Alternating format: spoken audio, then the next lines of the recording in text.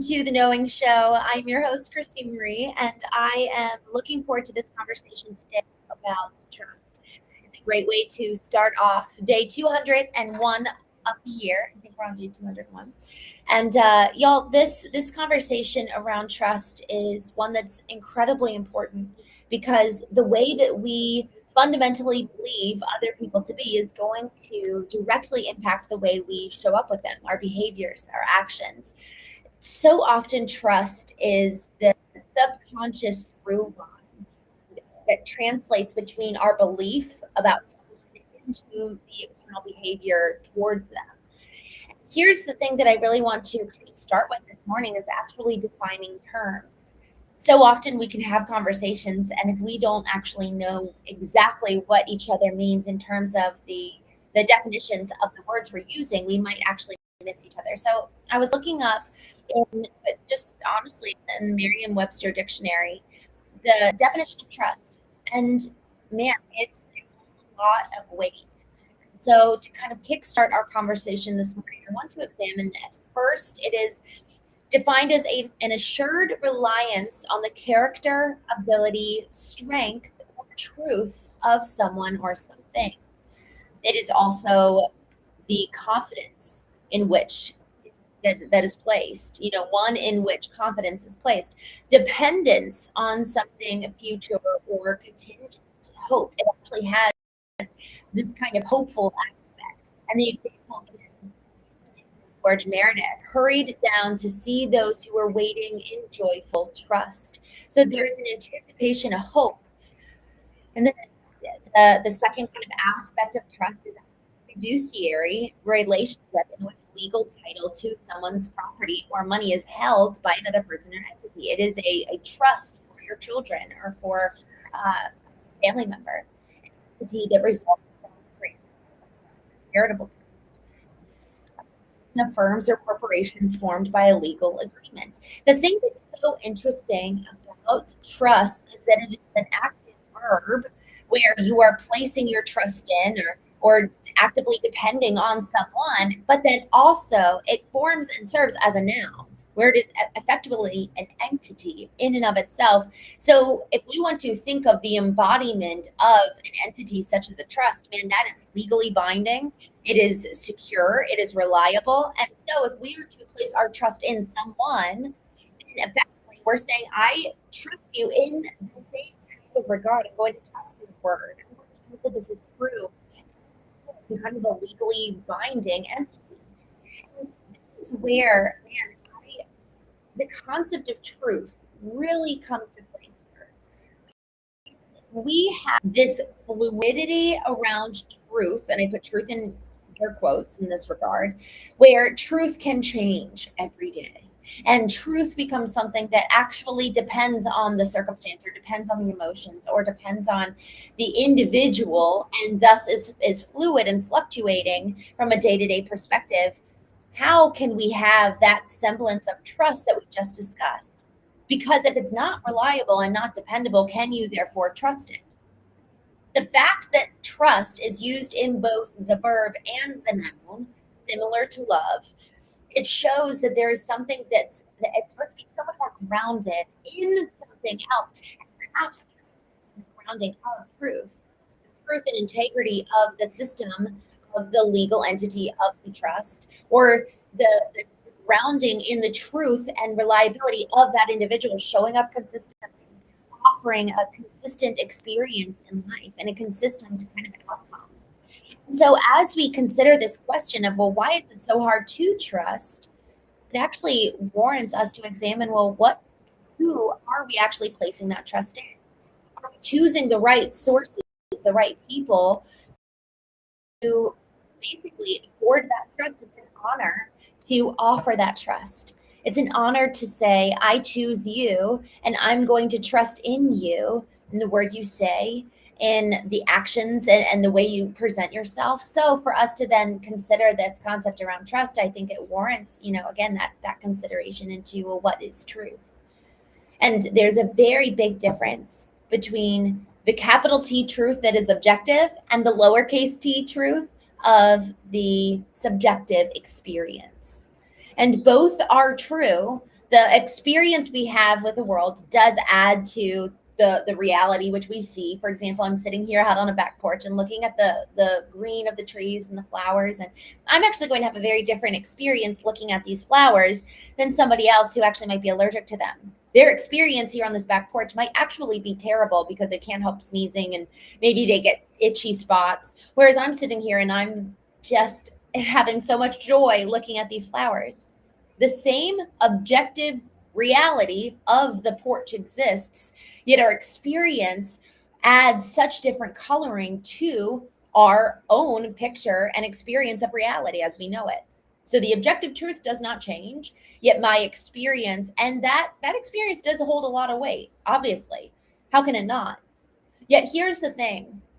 If we are trying to outsource our trust and use our trust in somebody else to be the conveyor of truth, and we actually do not have a trust in our own self, a trust in our own experience to be able to both sit in the subjective experience and also sit in the objective truth of the reality of the moment.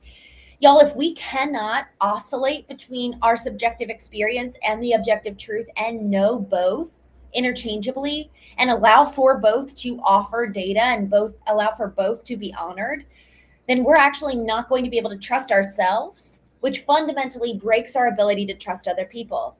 Because if we have outsourced, if we've been using, man, this is so important. If we have used our trust in somebody else as an excuse to live life through their eyes and to live life through their experience, and we're disconnected from our own, is that actually real trust?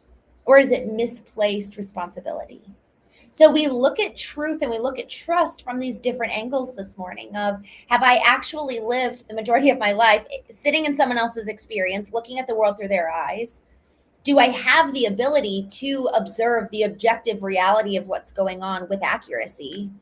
And how close am I to, even then, this is the flip side, to be able to sit in their experience? Can I have the ability to hold my experience, hold the objective truth, and sit with them in theirs? And as we're talking, I am realizing that my computer is on low battery. So I think it's going to die very soon. We'll just keep this morning brief. Sam, it's good to see you. Thank you for joining. C. Conky, hello. Thank you all so much for joining this morning. Joshua, Pierre, Mr. Tin, hello. Sammy, I'm so glad to see you. Sammy is a friend of the Knowing Show. He joined us a couple months ago, I guess, honestly, towards the beginning of the year. And the date that he joined, it was the anniversary of his accident. And Sammy, I think of you often, and I'm so glad you're here. And I'm feeling freshly inspired this morning about knowing and what we're all working towards. And I'm just grateful that you're here and grateful that you're a part of the show. Marty Garcia, hello. Oliver, good to see you. Oliver says, you're still not monetized, Christine. I know. That's kind of intentional. And Kano, good to see you. I'm glad to see your name. Phantom, good morning. Thank you for joining. Top Block here. Hello. Thank you for joining. Lewis, hello. Good to see you. Sammy, I just saw your note that you guys are transferring, Sammy. I'm with you, my friend. Glad you're here. Fun, cool, hello. Percocet, hello. It's good to see you. It's been a little while. Henry, hello. Lulu. Lucas, Comic Flick Fusion, hello. I'm glad you're here. Maximilian, hello. Anthony, Roth, good morning. Y'all, I want to just touch on today's lesson. We don't have time to dig too deep into it because my laptop will die.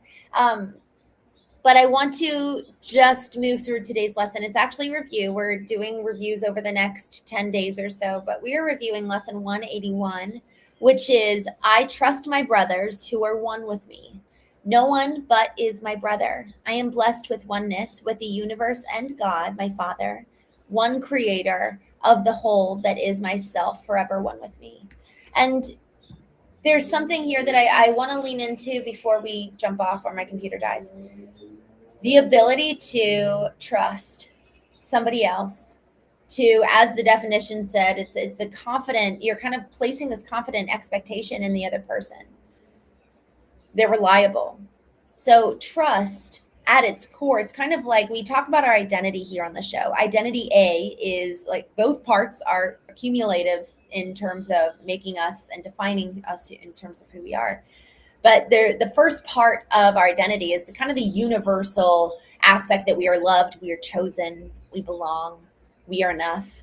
And every single person shares in this identity A. And identity B emphasizes the uniqueness. What is your unique gifting, your unique call, your unique talents? Where do you shine that is so different from everybody else? And if you weren't here, the world literally would not be the same.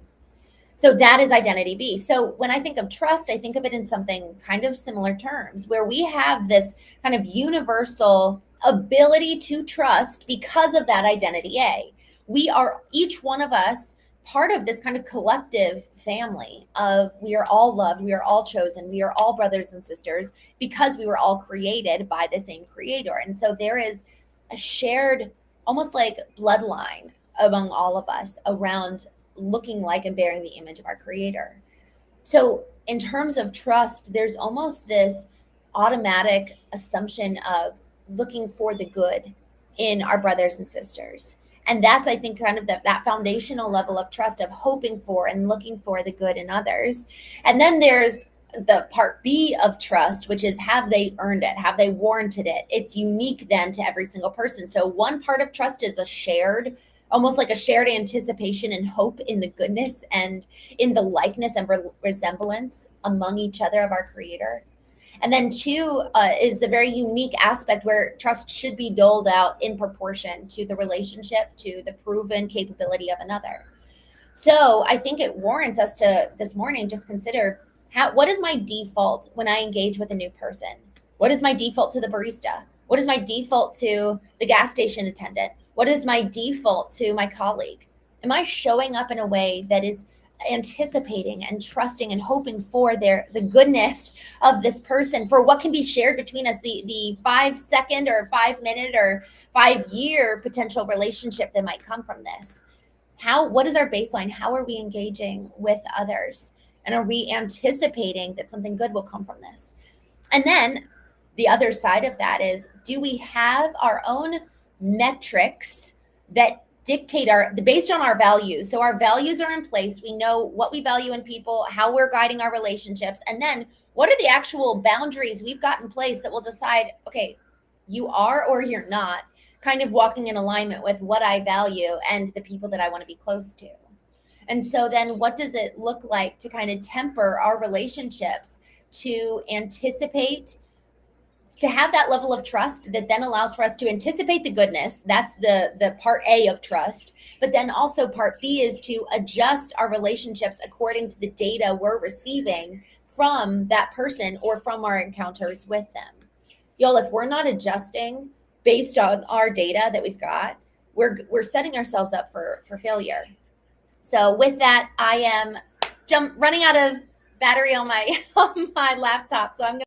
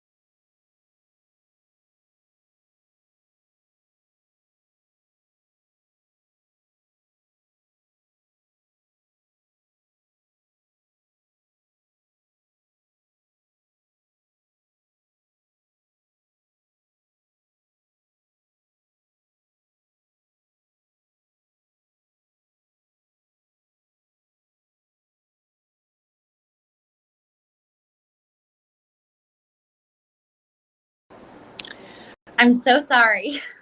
I'm on my phone right now. I just switched over from my laptop because it died on me. But I just wanted to jump back over and jump here in the chat and just acknowledge the fact that I'm sorry for my phone dying. Jimmy, thank you. Thank you for your comments. Just scrolling. Mr. Greenleaf, hello. MC, hello. Sorry, guys. She doesn't know how to keep her laptop charged. You know what? I didn't. I was traveling yesterday and I failed to charge it last night. So you're right. Mark, good morning. Sleep addict, good morning. Y'all, it's really interesting. Talk about this whole concept of trust. Why is it so hard to trust people?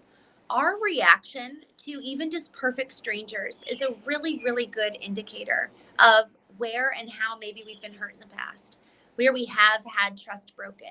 So if we are struggling in the present moment to find ourselves to be able to give grace to people, to find ourselves able to give compassion or forgiveness or extend just simple everyday kindness, like we were talking about with kind of that part A of trust, just being able to give universal trust and hoping and believing in the goodness of others because we share in that kind of universal. I just love this. It's a through line. It's a bloodline that we all share by way of being created kind of with the same mixture, by a creator. And so if we are struggling to extend the type of compassion and the ability to look for the good in each other, then that really, it begets an examination in the mirror, us looking at our own reflection. How do I view myself? Because so often the lack of compassion, the lack of kindness that we extend to others is actually a reflection of the lack of compassion we extend to ourselves. So if we're struggling in just engaging with people on kind of a normal day-to-day basis and we're judging them harshly and looking for areas of critique and maybe we're just not extending kindness, then the likelihood that we have either been hurt in a similar way in the past or the likelihood that we don't extend that kind of kindness to ourselves is very, very high. So when we talk about why is it so hard to trust people, usually it's because we have undealt with pain in the past or unresolved issues that have happened that we just have not come to terms with. And we're carrying the past into the present moment. So often when I get upset in the present moment, it causes me to just take a moment and consider, I probably am not that upset by that person, by this situation right here, right now, like I think I am. It probably actually has something to do with something I have yet to resolve. So actually, when we get triggered, when we get angry, when we get annoyed, and we find trust lacking, usually that's our signal to, and these are kind of my 3 steps in the moment, to slow down, to really pause and kind of step away from whatever it is that I was doing, to lean into the anger or the frustration or the emotion that's coming up for me and simply ask why. Why am I feeling this way?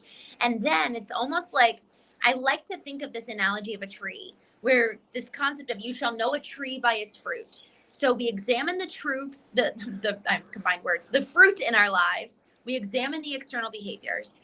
And then based on what is positive or negative, we can kind of go inward and trace all the way down to the roots of the tree. What is the core belief that is operating and causing me to function externally and engage with the world externally in this way? So if we want to change the fruits in our lives, then we have to go and examine the belief systems. We have to examine the roots. So if we want any external change, we do that. But the thing that's the connective tissue between our behaviors and our beliefs are our thoughts. The thoughts are effectively the roots that go up the tree into kind of impacting the branches that ultimately produce the fruit. So if we want real change, what is the fruit in my life? How do I engage with people? Is there kind of a baseline kindness? Am I looking for the good? Or do I just assume the worst about people? Am I having a heart posture of judgment? So when we consider why is trust so hard, what are the things that I'm carrying over in the past that are impacting the way that I show up today in the present? What are the things that I believe about myself that I'm actually extending out towards others? Because usually the things we judge most harshly in ourselves, we end up judging in others. So the judgment, the lack of kindness, or the reverse of that, maybe the kindness that we're showing to others is an indicator that we that we're doing well. It's kind of like we have our own metrics by which we can measure, am I doing good? How am I today? How am I feeling? How am I showing up? Am I extending kindness? Am I acting in alignment with who I want to be? So the clearer we get on our own value system, the clearer we get on our own ideal and the standard to which we're going to hold ourselves to, the more we're going to be able to hold ourselves accountable and then be able to consider, am I really showing up in a way that is fundamentally respecting and honoring my brothers and sisters? Sammy, I just saw your note. Sorry, I accidentally showed it to everybody. Sammy is struggling. Sammy, we love you, my friend. Thank you for joining. Ovid, hello. Good to see you. I'm on my phone, so it's a little bit hard to read the chat, so bear with me. T8, hello. Thanks for joining. Nate. Fishin, hello. Banana, hello. Good to see you. Steven, where in the States are you from? I grew up in Maryland. Actually, I'm in Maryland right now visiting my parents. Mr. Greenleaf, good to see you. TK, hello. David, good morning. Turvillain, hello.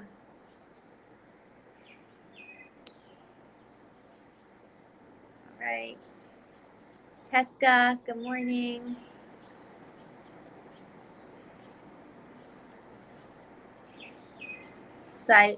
Sidward, hello. She says, wipe your camera off. All right, let me do that. I will wipe my camera. There we go. There we go. That's so funny. Thank you. Yvonne, thank you. You always lift my spirit. Thank you so much. That's so encouraging. Brandon, James. Good morning, James. I was just at the beach with my family. Peter, hello. Thanks for joining. IB, Jimmy. Y'all, thank you for joining today. You know, it's a good reminder. I'm grateful for this lesson because it is a good reminder of what's my default. What is my default kind of automatic response to the perfect strangers that I encounter? Do I have the compassion and the kindness and kind of the grace? Like, do I have extra capacity to extend grace to people when there's a mistake, when something goes wrong? Or am I so tightly wound? Am I so at my own capacity in my own life that I have no extra grace to extend when they make the wrong coffee? Or when somebody sideswept the car last week? Do I have extra capacity for other people's mistakes? Or am I at my own limit? You know, I like to think of it of how full is your cup? And do you have overflow? Do you have excess? Because the excess is really what's reserved for other people. It's kind of cushioning and patterning to give us some extra breathing room. It's like expanding the contracting of the inhale in our bodies. And so do we have the extra capacity for us to extend grace when somebody makes a mistake? Or is trust hard because we're carrying so many old wounds in our body and in our mind and in our heart, that the second somebody does something, it just triggers and activates everything we've kept inside of us that's been suppressed or kept quiet for so many years? Do we have extra capacity? Because that extra capacity is fundamentally what allows for us to trust other people and trust in the kind of innate goodness and hope for the best. And then the alternative is that when we do have friends, when we do have family who have proven otherwise, that we know our own value system to be able to create the boundaries that are necessary to keep us and them safe. Just wrapping up here in the chat. Addison, hello. Perfume. Ducks Y, hello. Thanks for joining. Dog Days, hello. Prime Colors. Y'all, thank you so much for joining. I'm going to be jumping off here, but I will see you all tomorrow on The Knowing Show. We'll be going live again at 9 a.m. Eastern, 6 a.m. Pacific, and I will have my computer charged. See you soon.